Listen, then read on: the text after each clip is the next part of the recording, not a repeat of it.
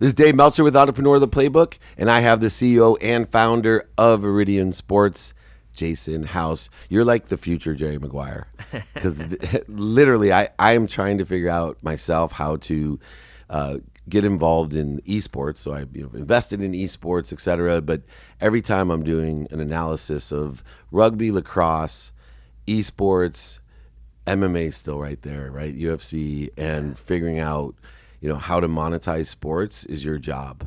And you're in the hottest spot. People don't understand. People bound emotion for logical reasons. There's nothing people are more emotional about than UFC fighters.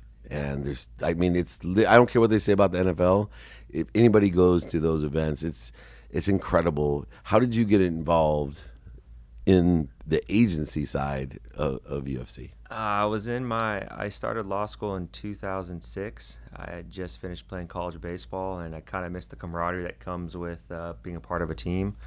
So I just started training jiu-jitsu right here off Van Carmen. Why'd you go to law school? Honestly, I tore my shoulder my senior year in college, and I realized baseball was coming to an end, and that was like the next logical step. I was doing debate for my college, and you're a poli-sci major. Yeah, and he was just like, "Man, you should really try your hand at law." So I was like, "Okay." So I just applied, and but you weren't going to be Jerry Maguire. Was that your idea of going to law No. school? Yeah. Honestly, my whole family's cops. I really thought I was going to go there and be a DA. I really thought that was the path I was going to head towards. But actually being in law school, interning at the district attorney's office, having a private firm job as well, I just realized that wasn't the avenue for me. Yeah, me neither. Yeah. What did you learn in law school? Because one of the common things I'm sure kids ask you as well when they want to be sports agents. Yeah. Should I go to law school? What are the things that you tell people why you should go to law school to be an agent? I think it's good to have that knowledge of contracts, just to kind of have that understanding and that precedent of there. But I do think it's good because when you're in that legal setting of law school, you're going to meet a lot of people and have a lot of opportunities to discuss, to get a lot of background and experience of discussing contracts, negotiations. I think sometimes law school itself focuses too much on the black letter law. But thankfully, the opportunities that law school provides you, it allows you to understand how to network with people, how to work with clients. I think one of the first things I learned was people don't care how much you know until you know how much they care about you. Care about them, and I think that sometimes gets lost in law a little bit with lawyers, right? Kind of a bad rap there. So those are things that I learned real quickly on in law school, because law school itself, I was kind of like, man, that's not what I thought. I really thought I was be more hands-on, and you're not. You're regurgitating a lot of law at that point in time.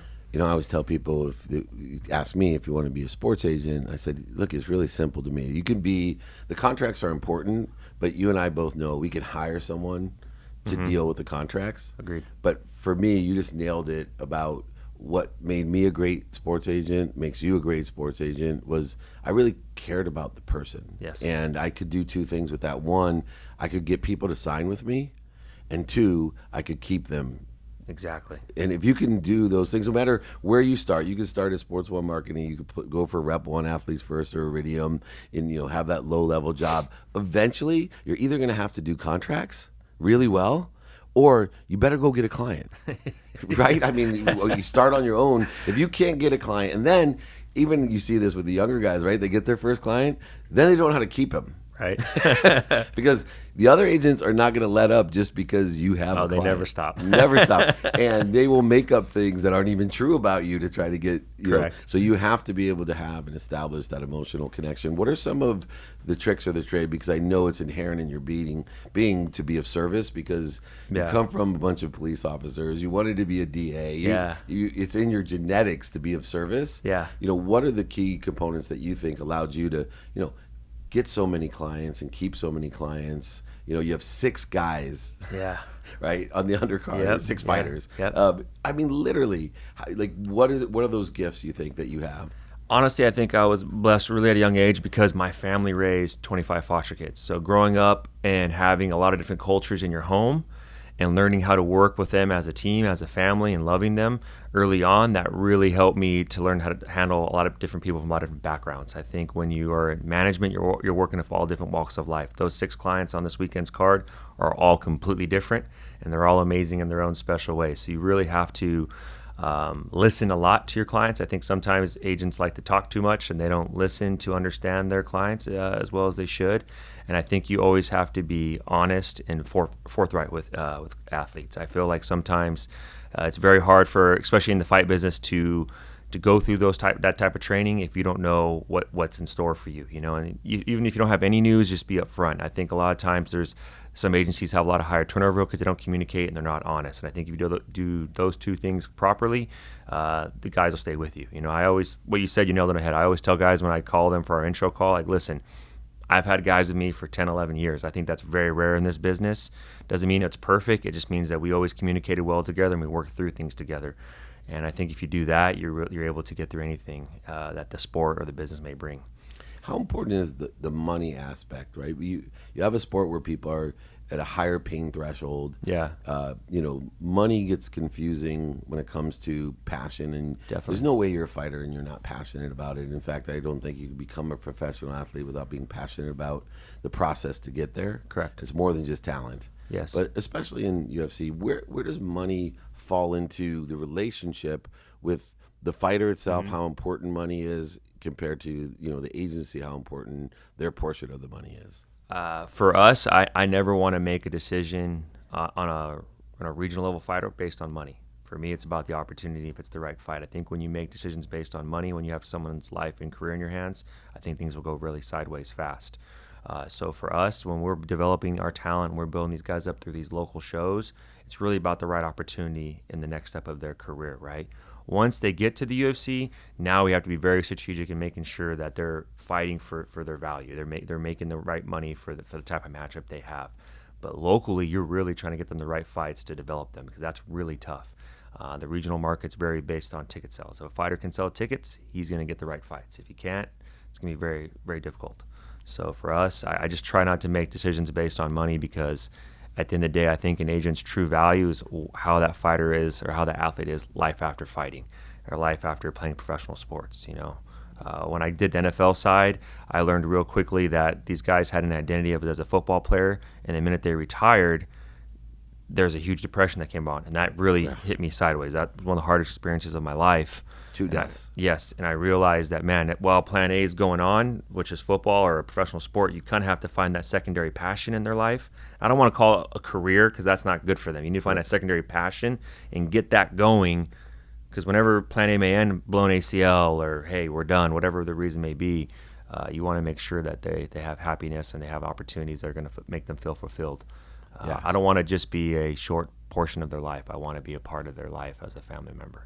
That is awesome. And it's interesting because, at Lee Steinberg, specializing in quarterbacks, specializing in boxing, Yes. The two things that got frustrating at the end, as I was there with Lee, was one, the heavyweight division, which is where we really shined. Mm-hmm. It got difficult because they needed fights, right? So they would move a boxer too early up there. Yep. And, like poor Chris Arreola, our last heavyweight, there was no way he should have stood toe-to-toe with Klitschko, right? But how do you pass up the money to go to Staples in a championship fight? And then, moreover, quarterbacks, in the early days, even the guys like Steve Young would sit on the bench and learn. Correct. Right now, they force him into these starting roles, and it's a fast game to pick up and learn. And we really focus in on the giving back side of actually requiring all of our athletes to have a foundation or a purpose, some charitable cause for that very reason, to be part of the community. And the irony was you ended up having better negotiation rights because if you're a part of a community, they didn't want to trade you. Right. The team couldn't afford to lose you. You had some leverage. Looking at that aspect of taking a longer approach, where on the health side of things, it's hard for an agent when you have someone who needs money. Correct. And you know what's better for them, and they're putting pressure on you as an agent.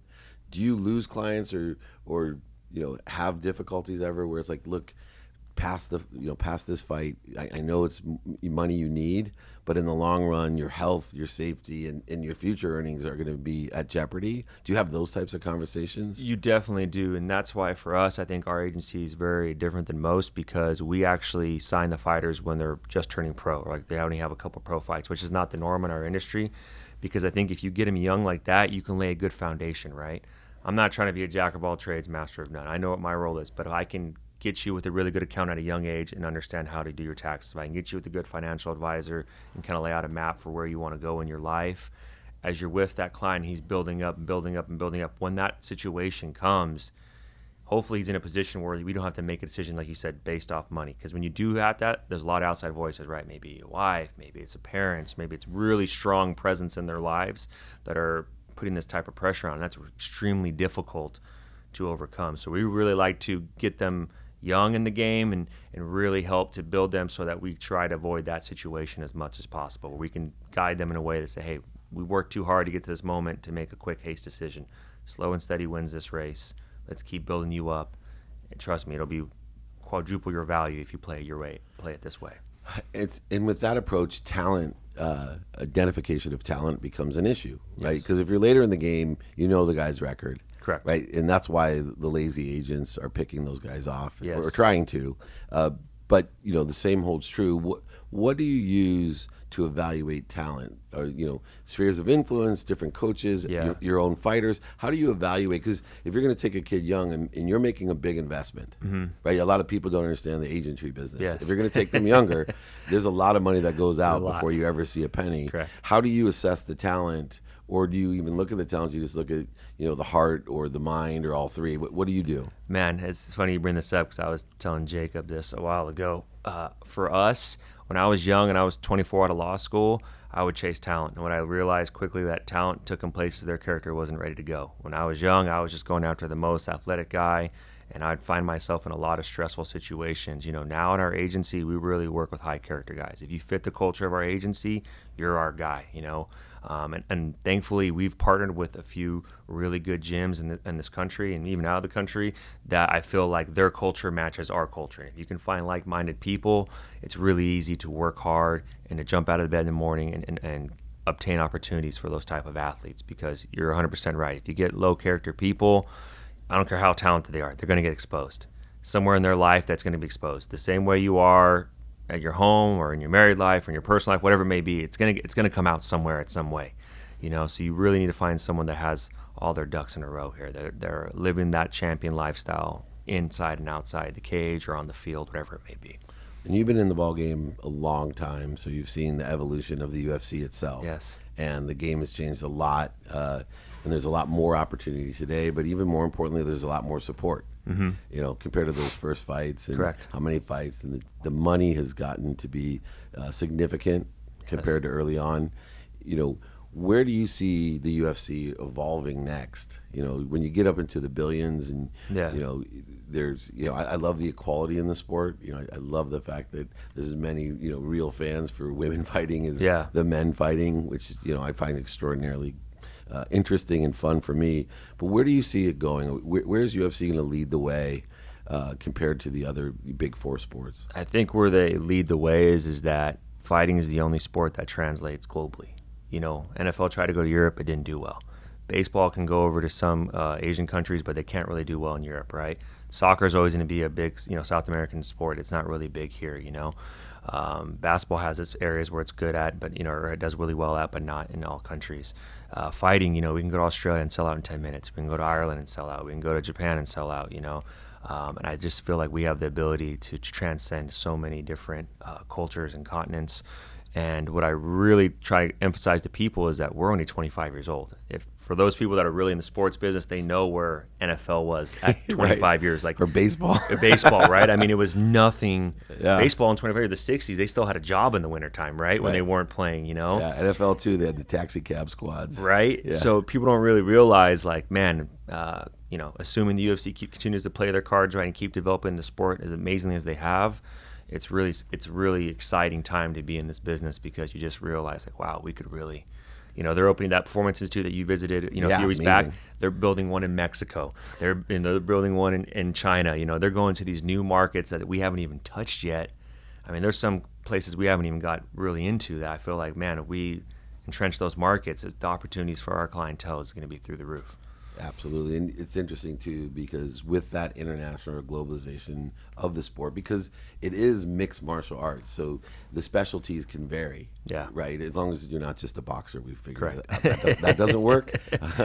You're better off just being a wrestler. Yeah. Anyway, though, what are you doing, as the leader in the sports agency business?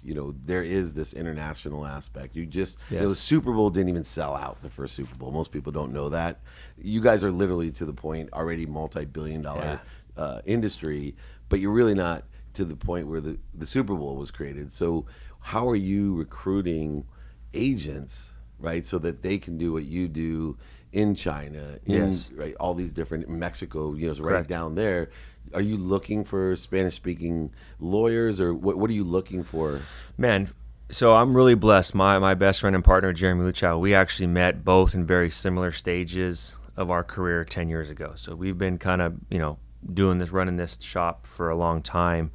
But outside of that, we've really homegrown our agents and our talent, because I really feel if you get them young, you can make them a part of your culture and develop. I think sometimes when you bring outside in and they've kind of have their experiences with a different agency, it's kind of hard to break those habits, if you can really form them young. So we were definitely growing our business, from the inside out, and just making sure that we have the right personnel to ensure that our culture stays the same, because I really feel that's the most important thing, that we have to focus on serving and giving to our clients and making sure they come first, and just having high character people within, if we want high character people a part of the team. Last question, because you guys have an extraordinary culture, and it's based on values. And I've met some of your fighters. I know some of your employees, and they're all high character, high value people. You've been through one of my trainings. I'm all about values. Yes, sir. And I think Yes, that's sir. what leads things. In all sports, there seems to be a dominating culture, right? Whether it's soccer, there's a dominating culture. Whether it's baseball, the Dominicans. And as you get through, where do you think for MMA, is there a dominant culture where you see the majority of the talent is going to come from for the next decade? Is it Brazil, or is it in Asia, or is it everywhere? I really feel the rest of I feel like in the beginning, right, I think Brazil had a lot of success, right? That's kind of where it was, birth of mixed martial arts. But now I feel like, man, if you look at some of the talent in China, you're like, wow, man, they have some really good high-level athletes, could be competing for a world title soon. You look at Mexico, and they got some high-level talent. A lot of Latin American countries are developing a lot. So I really feel it's global. Canada's had a lot of success. Europe's had a lot of success.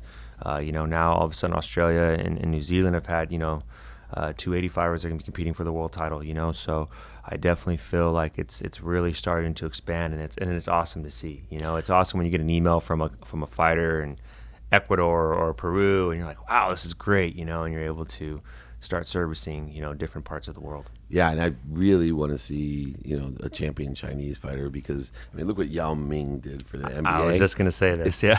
We haven't even seen the tip of the iceberg. Yes. When everybody wants to see their Chinese fighter fight. Yes. And it'll be so good for you and the sport. Yes. So that's awesome. Any last advice, it's in a high growth sport, that you would give to, like, the PLL, which is the lacrosse league, or rugby, right? And even MLS here, our soccer is still growing. Yes. What advice would you give to the growing sports, since you've seen that evolution of USC? Where does the success come from in growing a sport in America? I feel like when the sports are very young, like in the UFC, like this first 25 years, you have to constantly evolve as the sport evolves, and it's still in that infancy stage. The growth is so the markers are extreme, right? And later on, the growth for NFL, it's smaller little measurements now. It's not these huge jumps that you see in these younger sports that you just mentioned. I feel at that point in time, you have to constantly be evolving. You constantly have to keep your head on a swivel, be looking for what's the next things that are going to be popular, or the next way of doing business. If you don't, when I got in this business, I can count on my hand how many agencies are still in this game. You really have to constantly evolve. That's one thing I've respected in the major sports of football, basketball, or those agencies. They've been a staple in that business for how many years now? I always tell our guys, like, it's great. We've had a great, 24 months, these past 24, but if we don't go like on on a coach Mike Krzyzewski at Duke basketball, or Coach John Wooden at UCLA, or even Dan Gay wrestling. If you don't go run a decade right now, I think it'd be failure. I really do for us. I really think we have to run the table for a decade to really leave a legacy. Well, I think you will, and because you're value-based, and I know the stable of great talent and values both you have as fighters and as employees and partners. So I applaud you, and I'm looking forward to working with you guys as well. So I really appreciate you coming on the Playbook. Thank you for having me. Perfect. We got Jason House here with Dave Meltzer. It's Entrepreneurs, the Playbook.